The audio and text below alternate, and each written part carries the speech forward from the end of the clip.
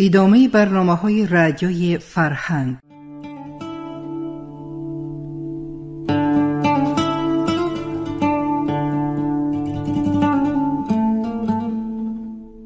به افتخار 100 سالگی نویسنده خلقی تاجیکستان ساتیم اولوغزاده. السلام علیکم شنونده های ارجمند. با توجه شما گفتار ادبی از سلسله خوانش بدیعی رمن استاد ساتیم اولوغزاده فردوسی در قرائت عبدالرشید خوجمقولوف. گفتار دهم.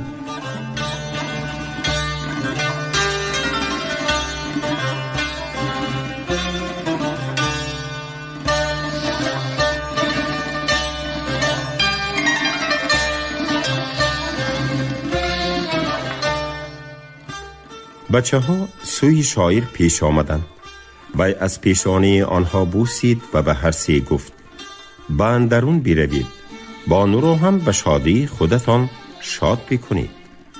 زنک با بچه هایش به حوری درون روان شد. فردوسی عباس را در صوفه روبروی خود نشانده با وی پرس و پاس کرد. آنچه بافنده از واقعه رساله اخوان الصفا و رفتاری عبدالنبی آخوند نقل کرد شاعر را به حیرت افکند. بنده کورسواد که هستم، گفت عباس، رساله را هجه کنان به دشواری خواندم. کسب و هنرها را نوشته اند، معنی بعضی نوشته ها را نفهمیدم. پیش آخوند بردم، نشان دادم، خواهش کردم: جناب آخوند، اگر ملال نآید به من بفهمانید اینجا چی نوشته اند و معنایش چیست؟ آخوند رساله را دیدند و شروع کردند مرا سرزنش کردن و دشنام دادن. تو بدبخت در خفیه کتاب‌های کفر و بدعت می‌خوانی، دینت ایمانت را فروختی. بگو این رساله را به تو کی داد؟ من ترسیدم. قریب بود نام آشنایم را که رساله از او به من امانت رسیده بود بگویم، ولی نگفتم. اندیشیدم که مباد او را هم گناهگار کنند. بعداً جناب آخوند از بنده به حضرت شیخ و حاکم خبر بردند که فلانی قرمطی سری است. شاعر با آن که می دانست آخوند چگونه شخصی است، از وی تا به این درجه منافقی را چشم نداشت. نیسانی در روز و ساعتهای فارغ بودنش از شغل آموزگاری در کارهای باغ و راغ فردوسی به باغبانی او یاری میداد. باری شاعر از او پرسید: فکری ازدواج کردن نداری؟ این فکر را 30 سال باز دارم، خندید نیسانی. اما کجاست زنی که به منی بی سامان برسد؟ و اگر رسد هم من او را کجا می شنانم و به چی می پایم؟ اگر برایتان بیوه‌ای را پیدا بکنیم راضی می شوید؟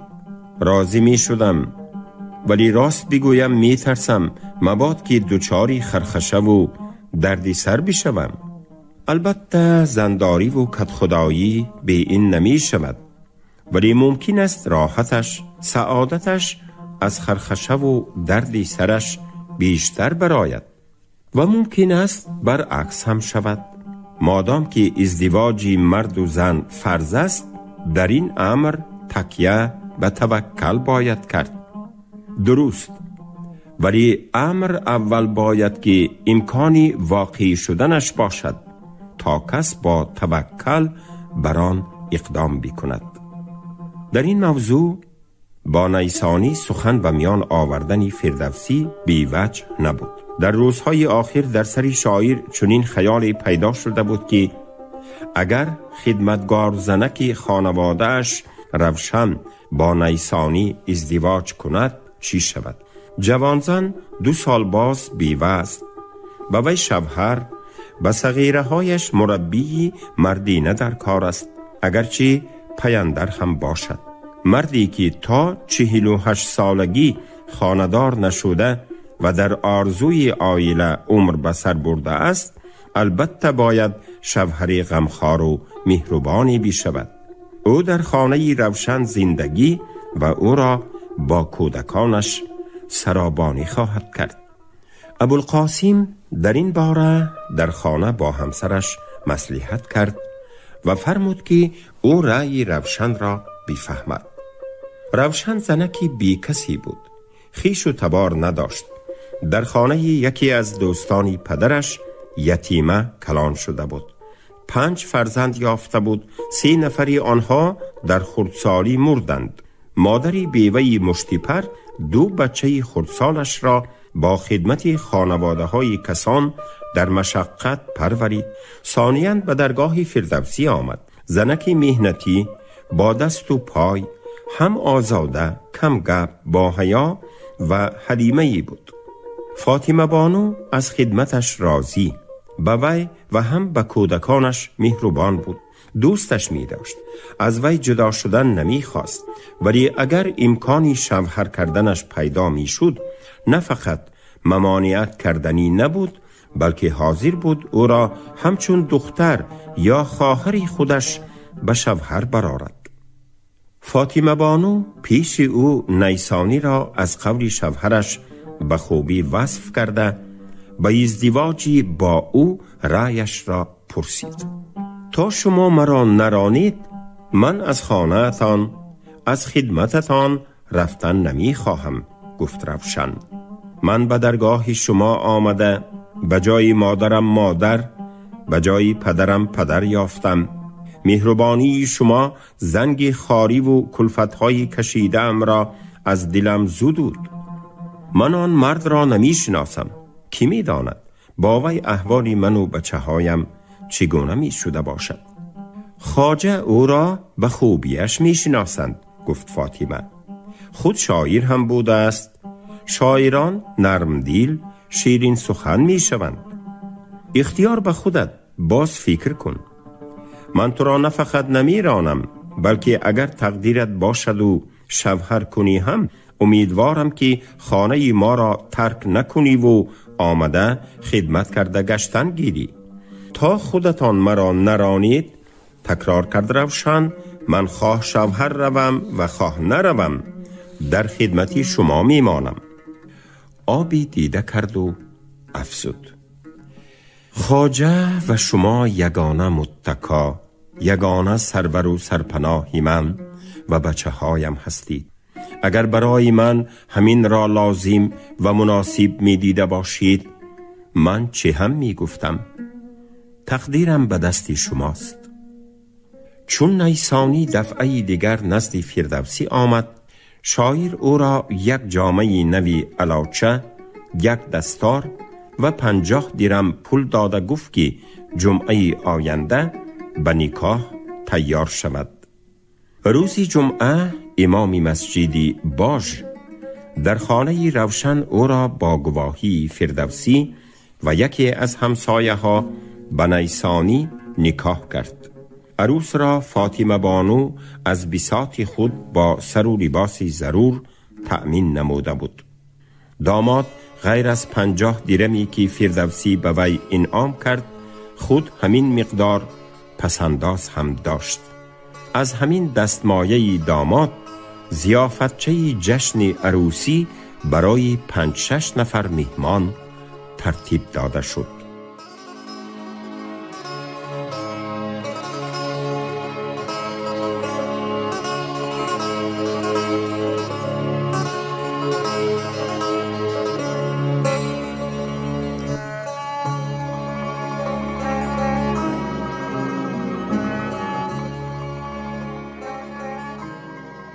اتمام شاهنامه.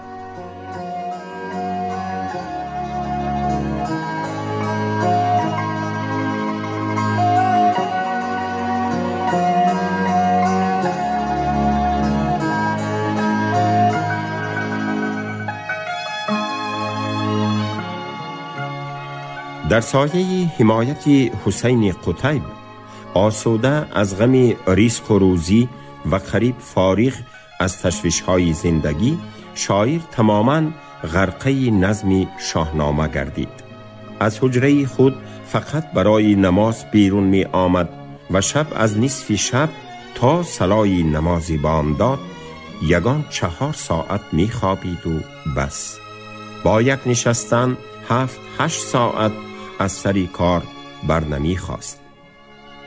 در هر 2-3 روز یک بار که به ساحلی کشفرود فرامده ساعتی گردش می کرد، نسیمی سیرونی رود به عصبهای خسته شده او آرامی می بخشیدند. پیری بیرحم به تن وی پنجه می آزاند. شاعر از نزدیک رسیدن ناتوانی پیرانسالی در هراس بود و به وفای عمر ایمن نی به اتمام کتابی بزرگی خود شتاب می کرد. سال به سال کاستن نوری چشمانش و شنوایی گوشش نیز او را به خواطر می انداخت. برای حفظ بینیشی چشم و قصه های شاهنامه منصور را تا رفت بیشتر به همسرش می خواند.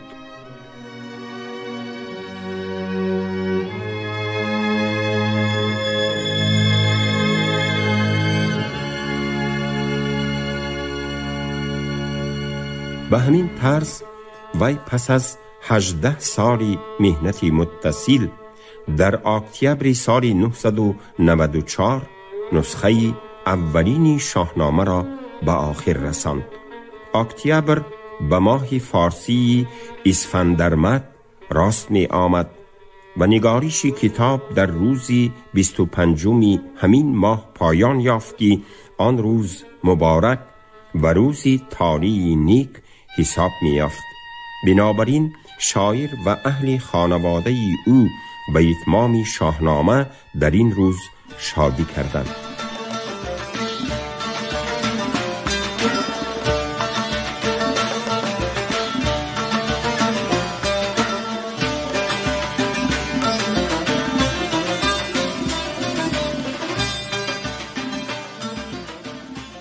فاطمه بانو به شادیانه 100 درم پول به بیوه و بیچارگان و یتیمان بخشش کرد و به بعضی از آنها سر و لباس داد.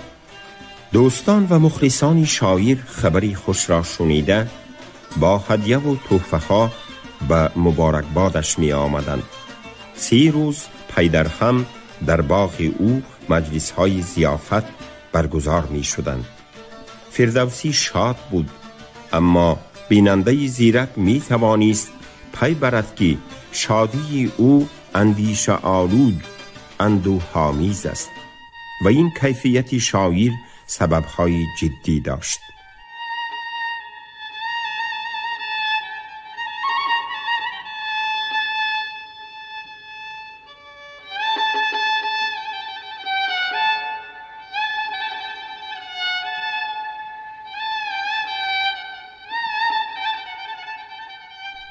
چندی پیش امیر سبکتیگین و پسرش سپهسالار نوی خراسان محمود حامی شاعر حسین قتیب را با گناه یاری ندادن به آنها در جنگ ضد ابوعلی سیمجوری عاصی از حکومت طوس معزول و حبس کرده به زندان انداختند. به جای او ارسلان جاذب نامی از سپاهیان محمود حاکم طوس تعیین کرده شد. این حاکم خراج را زیاد کرد. خراج فردوسی هم که قتیب شاعر را از آن آزاد نموده بود از نو برقرار و یک قسمی خراج‌های پیشتری نپرداخته‌اش از وی بازخواست کرده شد. شاعری پیرسال که به نزدیکی سر تیغ شستش آمده و اکنون عمر انقریب به دستش به جای اینان عصا دادنی بود، بیچارگی و بینوایی درش را می کفت.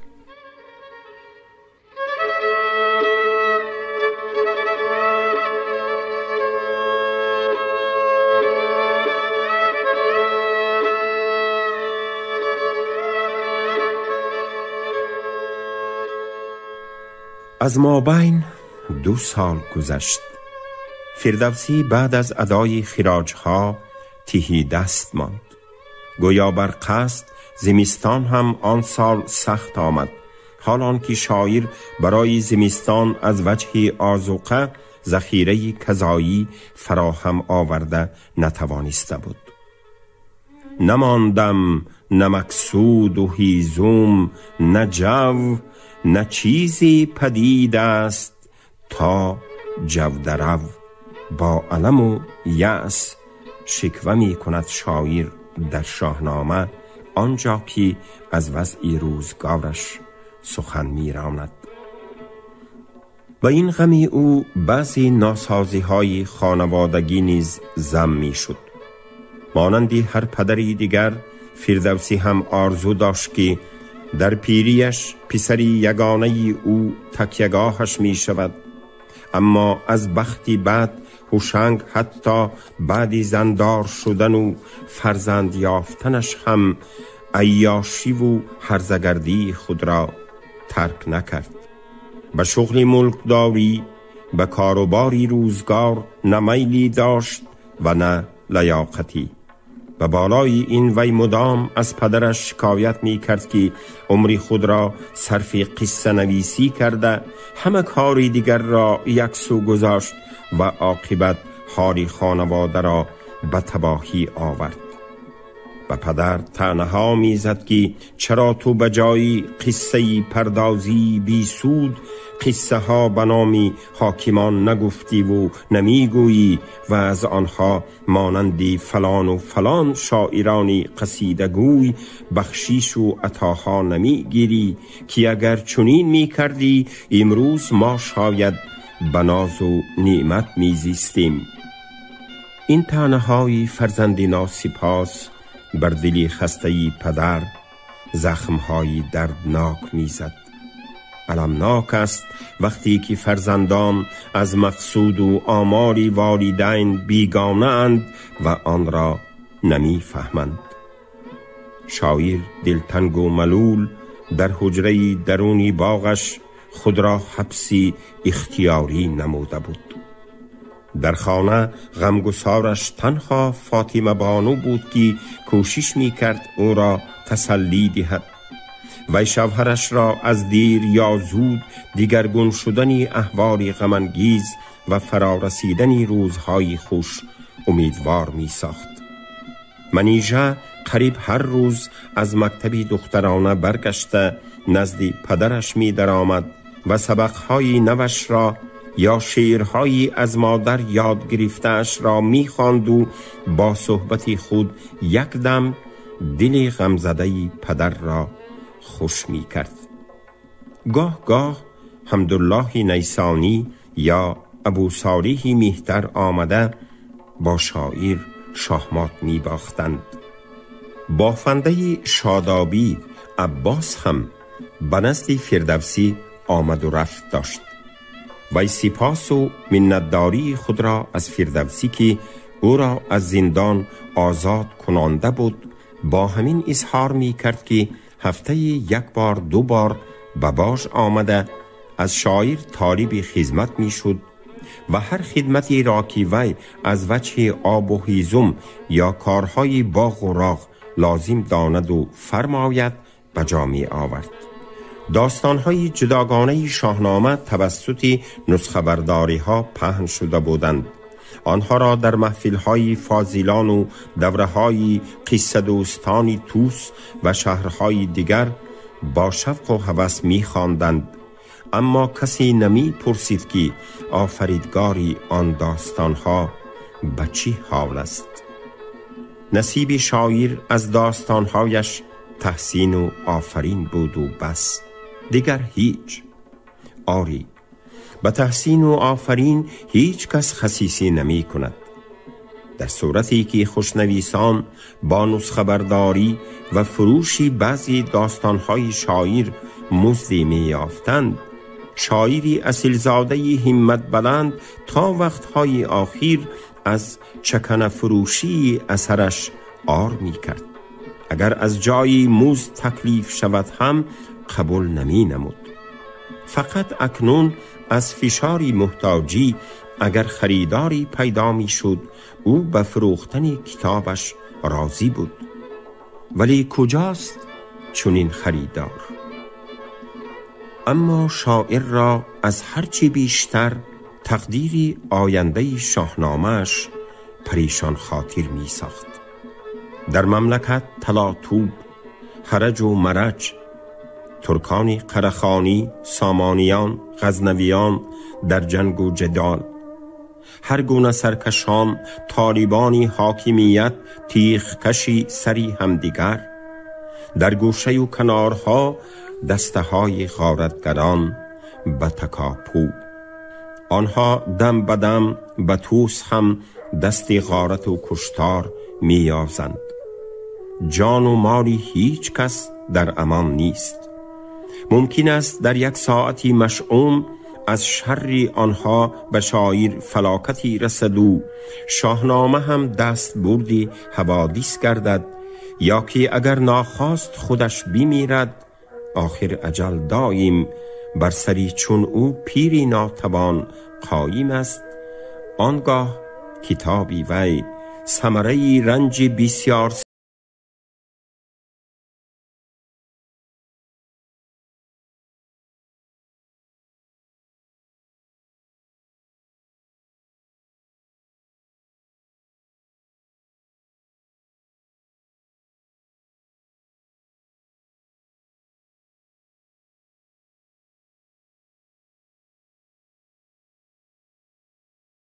زمان و عنعنه چنین بود که کتابی اگر به نام امیری شاهی نگاشته یا به وی بخشیده نشود و از طرف وی تقدیر نیابد، اعتبار پیدا نمی کرد و اکثرا پاره پاره در دست هر کس پریشان مانده و حتی فراموش می گردید. فردوسی می ترسید که مبادا چنین قسمتی بدفرجام نصیب کتابی بزرگی وی هم شود. به کجا و به کی باید پناه برد؟ کتاب را چگونه از دست حوادث نجات داد؟ دوستان، خصوصا محمد لشکری، به شاعر مصلحت می دادند که به شیراز یا ری یا عراق برود و به یکی از حکمدارانی بویهی پناهد. در قلمرو بویهیان نسبتاً آسودگی است، اگرچه نظر به خبرهای رسیده این وقتها امیر بهاءالدوله با برادری یاغیش مشغول جنگ بوده است. بویهیان را علم دوست و شاعر پرور می گفتند، چنانچه معلوم بود که یک وقت امیر به شاعری عرب متنبی عطای حیرت انگیزی بخشیده است که هرگز هیچ شاعر از هیچ امیر آن مقدار عطا نگرفته است. یا باز ابو فرج عالم اصفهانی و برای کتابی که درباره شاعران قدیم عرب نوشته بود از امیر هم وزن کتابش طلا گرفته است. در بین توسیان درباره محمد ابن اسماعیل اسکافی نام نایب امیر بویهی در بغداد گفتگوها بود.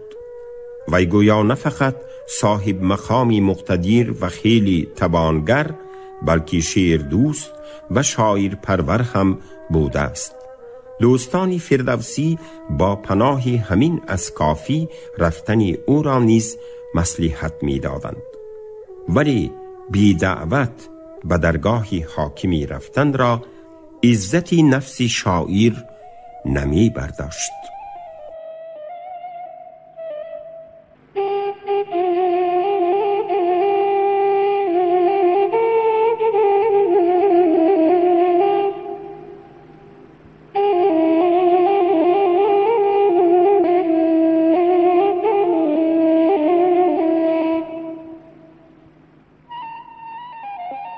دعوت.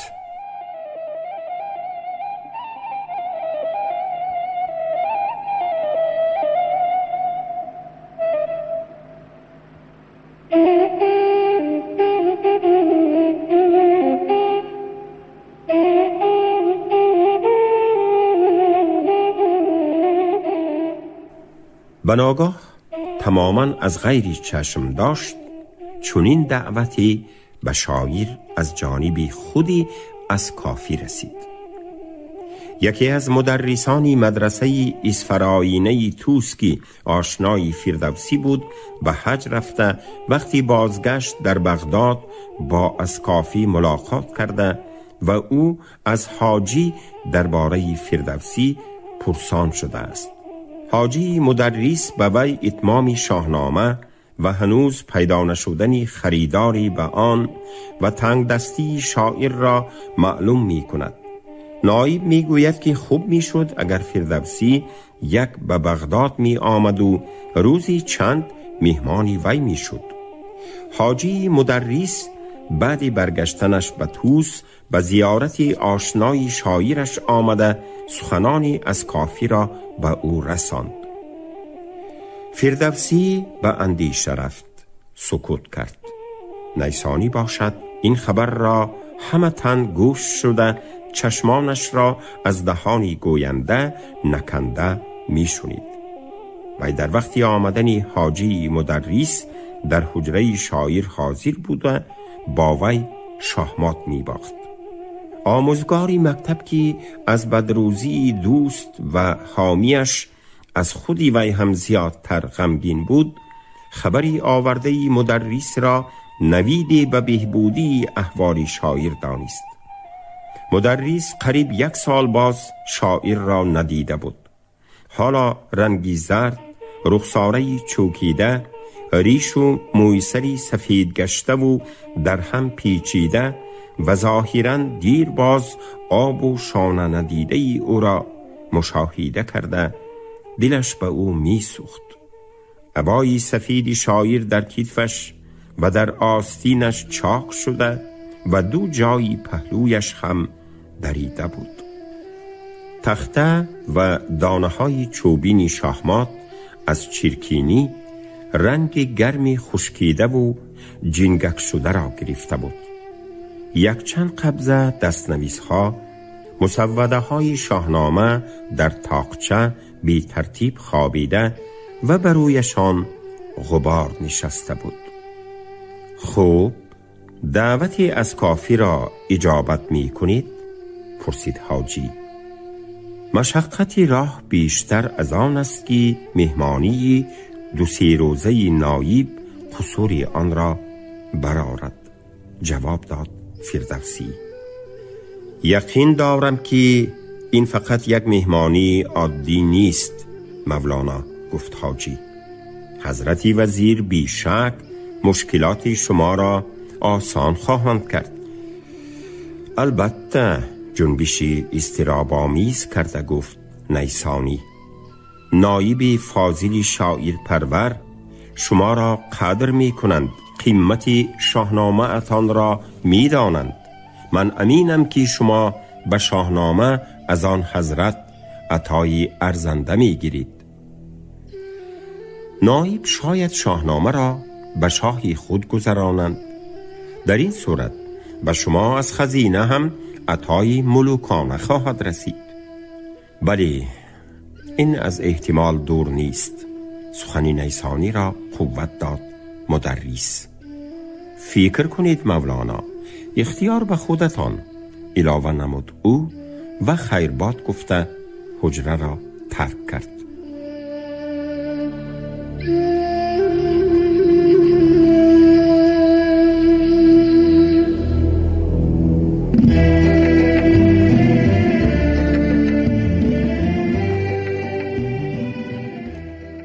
شما گفتار دهم را از روی رمن استاد ساتم اولوغزاده فردوسی در قرائت عبدالرشید خوجمقلوف شنیدید. کارگردان شیرعلی نغزلی. انجام گفتار ادبی از سلسله خوانش بدیعی.